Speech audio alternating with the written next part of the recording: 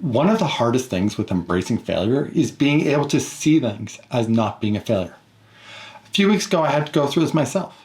There was an opportunity to write an article for a national publication, so I pitched a story.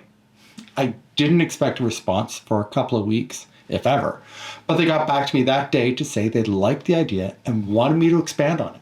Needless to say, how quickly they reached out and the positive reaction really boosted my confidence on getting this.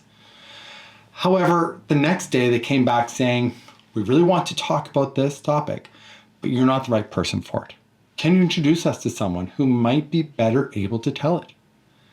I was devastated. I thought this article was going to be my big break and I was going to help me get my name out there. I'd be able to say I'm nationally published and not just some guy who rants from his basement.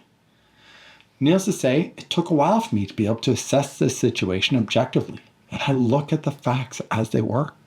Once I did that, I could see the lessons learned. For starters, I realized I was onto something. They reached out so quickly and wanted the story.